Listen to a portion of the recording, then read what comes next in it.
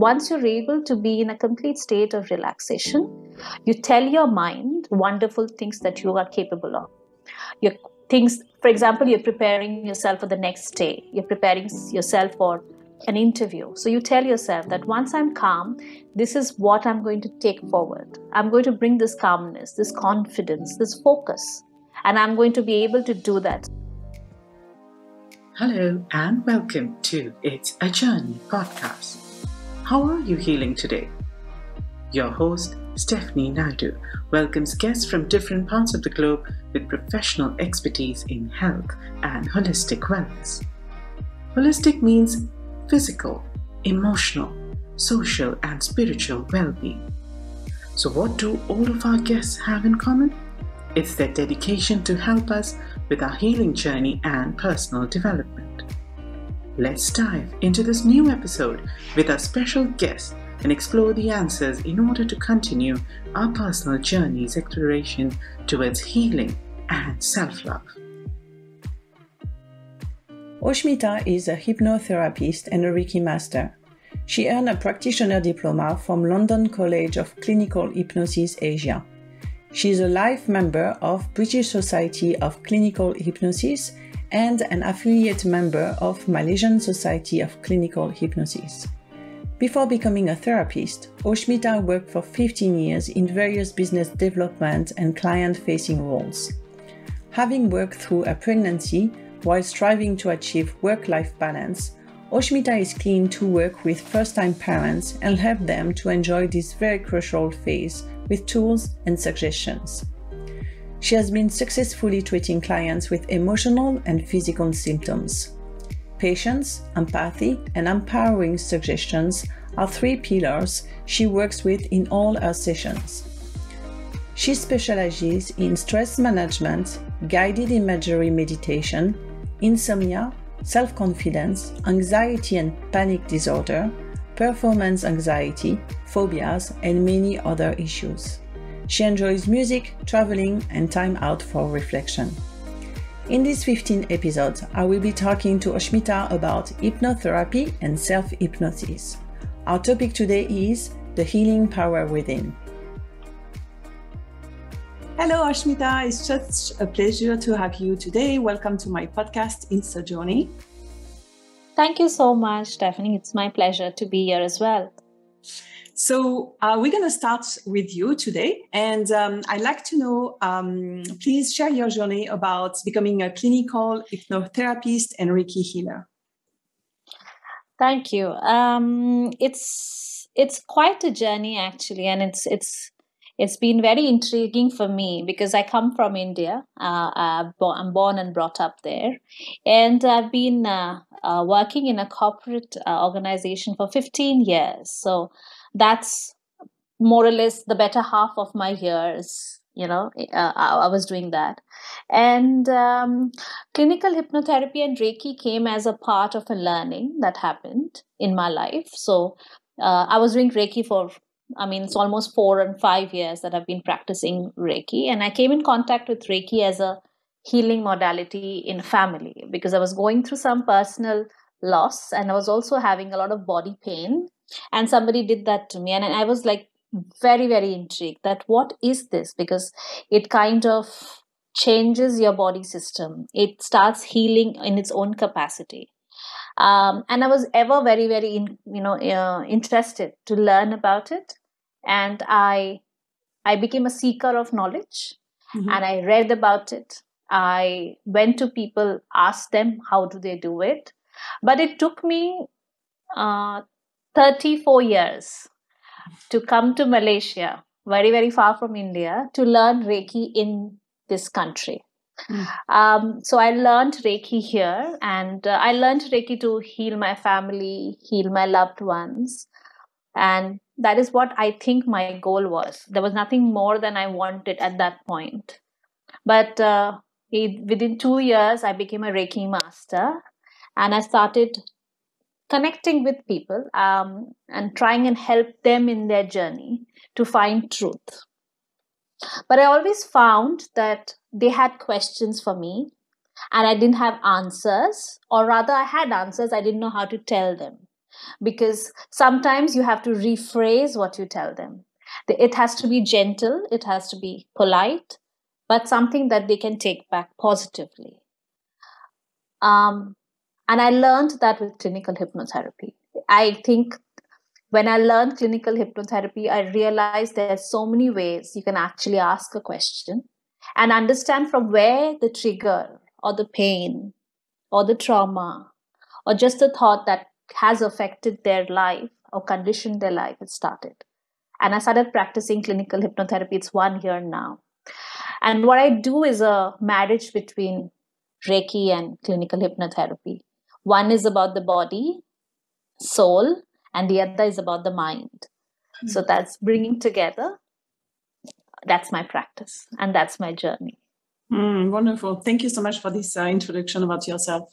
I'd like to come back with the term hypnotherapy, because I'd like to know the difference, and I think you're the best person to ask. What is the difference between hypnotherapy and hypnosis? Well, I'll make it very, very simple. Hypnosis comes from the word hypnos. It's a Greek word, god of sleep.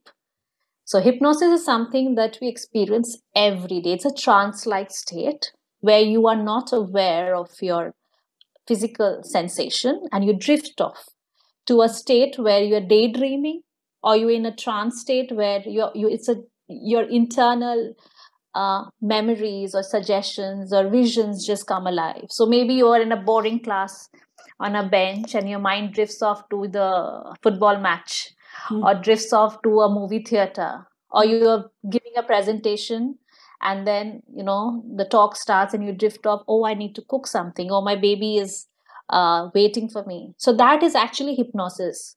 You're driving on a long journey and you just know the route. You just turn right, you just turn left. So that is hypnosis. It's about you are not aware of your physical sensations or the physical environment, and you're drifting off to a state of internal realizations. When we use this kind of technique in a therapy, that is when we call it hypnotherapy. So it's about the hypnosis being used clinically to help with symptoms like stress management, binge eating, smoking, insomnia, migraine, performance anxiety, sports performance. So there are various ways that hypnosis is used in hypnotherapy, so that there's a positive change that happens. Usually the method is, of course, relaxation. If you have to divide hypnotherapy, it's relaxation. Then there's stabilization. Then there is the change work, is when we use suggestions. And then we do the maintenance, that is to maintain the same state of mind for the longest period of time. Right? So that's how hypnotherapy is used. Interesting to know is hypnotherapy is non-invasive. So there is nothing that we are using except the voice of the therapist. And with the voice of the therapist, you are taken into a trance-like state. And we're using suggestions to make that change. I hope it makes sense, what I'm trying to explain. Yeah, absolutely. It's much clearer now. Thank you. And I have, when we first met, I have to be really honest that I was very intrigued, because you mentioned something. You mentioned about self-hypnosis, and I was like, okay, there is so much that I know, but this is how is it possible? How can we do that? So can you tell me a little bit more and how it works? Well, self-hypnosis is a technique, very effective, very positive technique that you can use in your daily life, where you calm yourself down and you bring yourself into an awareness where you give yourself suggestions to make the change. For example, you are unable to sleep, right? So sometimes we are taught you count the sheep or you count the stars, right? If I have to say, okay, you do the same thing, but you count down and tell your mind, because we need to understand something, Stephanie. Our mind is so capable of making wonderful changes. You just have to give that love, give that attention to your subconscious mind, which is about 90% of how and what we do. Just tell them, okay, I'm going to count down from 1 to 10. And with each number that I'm going to count down, I will get relaxed. I will become calm. I will move into a deeper and deeper state of peacefulness. So these are things that you can tell, and that is what self-hypnosis does. And once you're able to be in a complete state of relaxation, you tell your mind wonderful things that you are capable of. Your things, for example, you're preparing yourself for the next day. You're preparing yourself for an interview. So you tell yourself that once I'm calm, this is what I'm going to take forward. I'm going to bring this calmness, this confidence, this focus, and I'm going to be able to do that. So this is a technique that conditions your mind, and you can easily do that. If you're wanting a vacation, you can actually tell your mind, I'm going to close my eyes and I'm going to count 10, and I'm going to go to Fiji Island, or I'm going to go to this wonderful beach that I have seen in a traveler's magazine.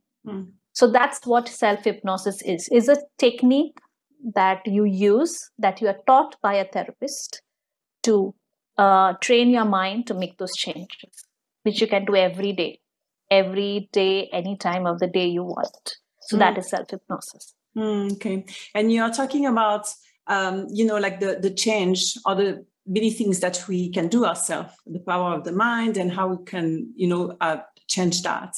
I know related to that, I know that self-healing, it's something that is important to you. Can you tell me more about that? I would like to know your... I think one of the things that what we do wrong in our life, mostly, I'm not saying all, most, we don't take care of ourselves. We always give importance to our relationships, which is good. Like when we become a mother, when we have a daughter, we always say, okay, he's not well, she's not well, and we need to do that. We need to take to the doctor. We need to get the groceries, or we need to do the homework.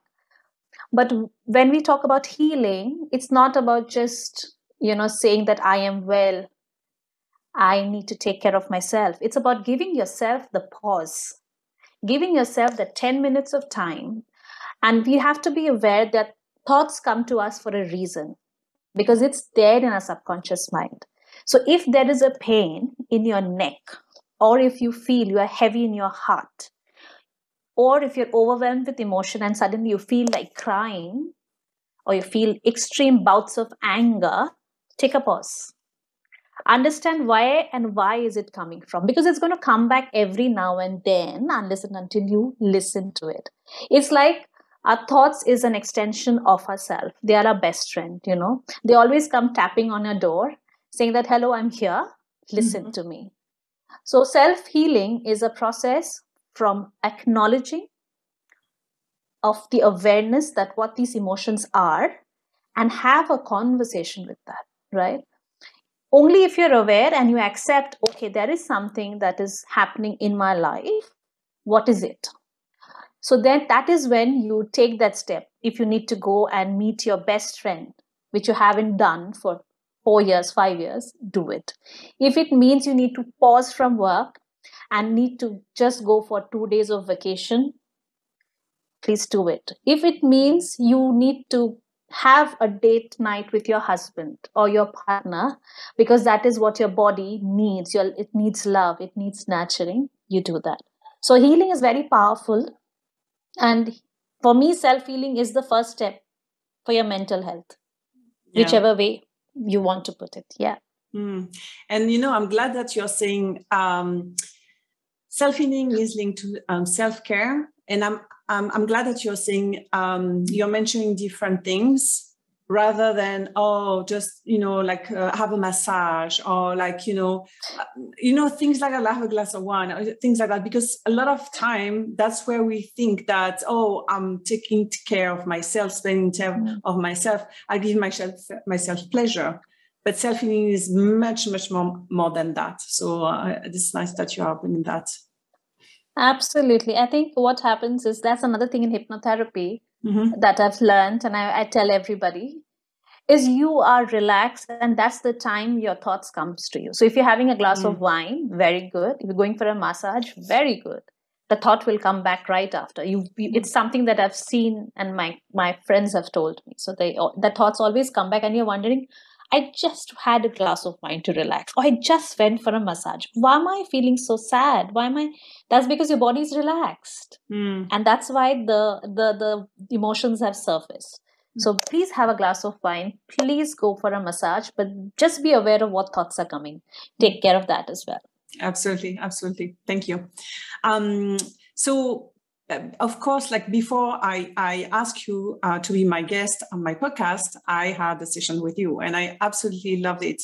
It was online and I was like, oh, okay, hopefully this is going to work. I shared that with you and it worked. It was absolutely wonderful.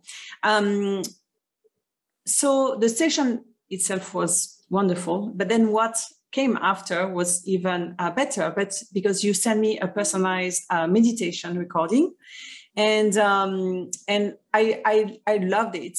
So tell me with your experience, because this is not something that we see very often. Like, how does it help someone with the healing journey to have this? I'll just probably go a little bit, from the starting. Yes. When you're in a healing journey, whichever way, whether you're going the clinical way or the soul searching way, whichever journey you're going, you're coming with the idea or with the thought or with the emotion that there is somebody there to hear me and is a part of my journey. So when I started treating people, or I started meeting people and have a conversation, there's always an expectation that human beings are fighting. Always, whether this expectation with themselves or with people. So when they finished the session, I always sensed, and because I'm a Reiki healer, I sense the energy more deeply. There's always a part of me that they want to carry, so that it gives them the comfort. It gives them, like a nurturing hand or a voice telling the person, I'm there for you. So that is when I realized that if I have to give a small recording of my voice with powerful suggestions that they need, they can hear me anytime they want, and they can be stable, and they will be making the change more consciously. And I have seen amazing reactions. They listen to it at work, they listen to it when they're cooking, they're listening to it when they're sleeping. And the healing journey becomes much more positive. It becomes much more natural. So that's the thing that I had in mind, that I wanted to give a part of me with them so that they can hear my voice. Only if they want to. There's always a choice. And what I do in my audio clip is I do use music. It depends upon what kind of person you are, whether you like the water or you like the birds or you just like general music. I put that, and I put suggestions which will help you to rest and relax. So that is what I do. And you are saying about first of all, you have a beautiful voice, so of course the gift is even better. And that sometimes there is the change that you want to happen, but you leave the session with the practitioner and then you're back to the world, and sometimes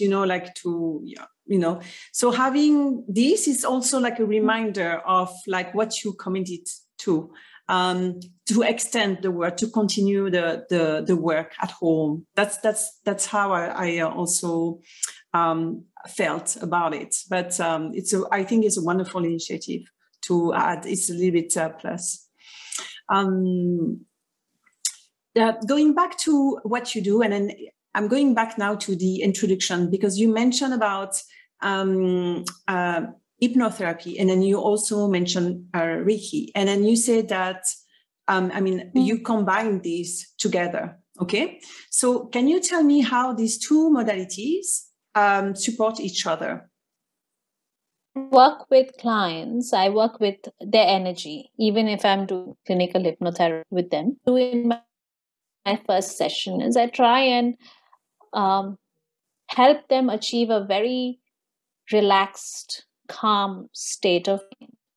And when I do Reiki, I bring in that calm state of mind using words, because words are very powerful tools that we use to express our mind.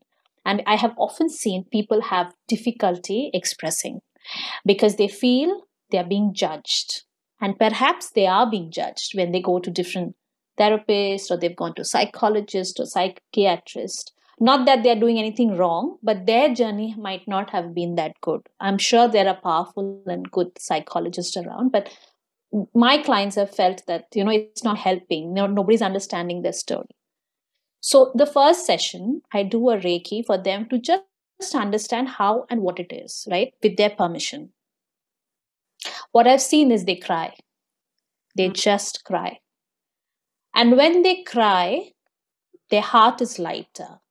When they cry, their body weight is lighter in their mind. And then what they feel is, if I'm being able to be at my, in their head, the worst self, that is to be so vulnerable, I am secured here, right?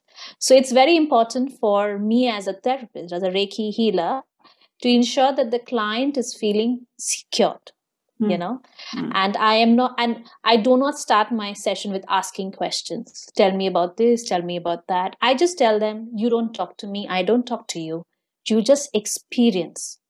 And that is when my energy, I have to try and see that if my energy is nurturing enough, is it caring enough?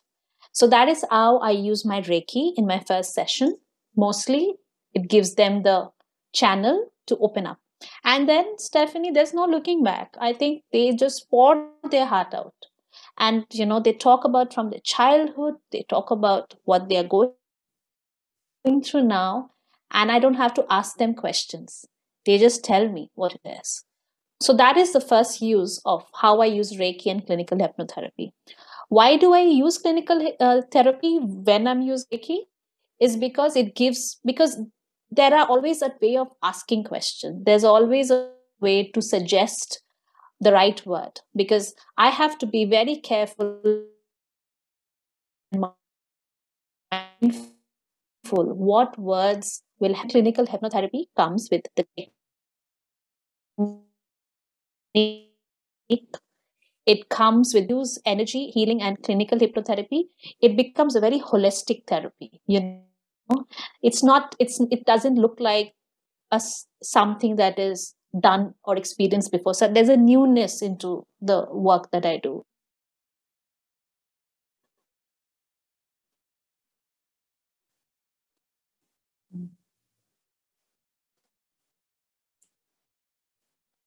And perhaps that's the reason people. So that's my way of treating my clients. Okay. Yeah.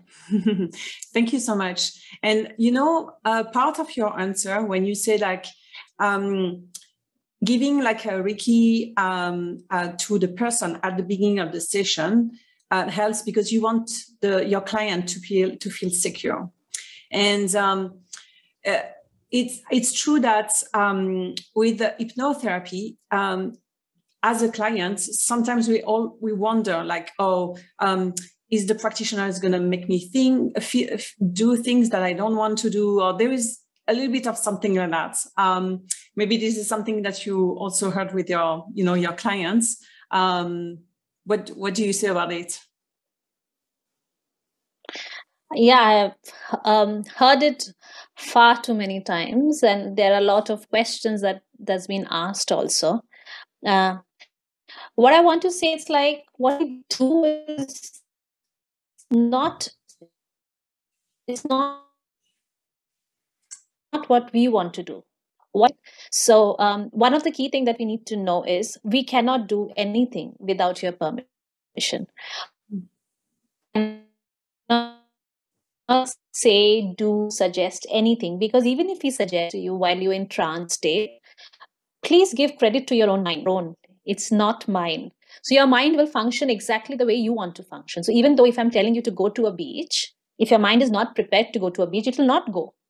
But if you know that I trust her and I'm open to experiencing a beach, and the experience of seeing the waters and the waves, you will go. We cannot change anything in you unless and until you want to make a change. If you're coming for weight management, if you're coming for sleep therapy, you're coming for confidence, you've already conditioned your mind that I'm going for a therapy for weight management. And after that, I'm giving you the suggestion. Third, and most importantly, you will always do a research, right? You will not go and meet a random person just because that person has posted. So you have done your research. And if anybody tells you that, your mind is changed, just come for one session and experience it. And I'm sure your myth and whatever you're thinking will change. We are all around the world trying to help you. We are trained to do that. And yeah, you have to just trust the technique. That's all. Yeah, thank you so much. This is reassuring. Now I'm going to ask my last question, and I always ask this question to all my guests. I would like to know about your daily practice. Interesting, because I go through different journey every day, and what I do every day is one thing is being very mindful of who I am and what's my purpose. So every day when I wake up in the morning, I do my gratitude prayer, even before getting up out of the bed. Just be happy, just be very grateful that I have food to eat, I have a place to sleep, I have my family with me. That gives me a reassurance in the morning. That's the first thing that I do. Then I do self-hypnosis for 10 minutes every day. So my self-hypnosis is more of waking up. That is, it's a bright new day. And just like the new day, I have new opportunities coming my way. So I tell myself powerful suggestions so that I am up and running. And whatever's happened in the past or the last day, it's a thing of the past. And then, of course, I have my family duties that I need to do, which I do. And after that, I do my journaling. Once they are out, like my daughter goes to school, my husband is set for his work and all, I have my journal. And in my journal, I write 5 positive things that I'm feeling, 5 positive things that I'm seeing, and 3 things that I need to work on. Because everybody is not perfect, and so am I.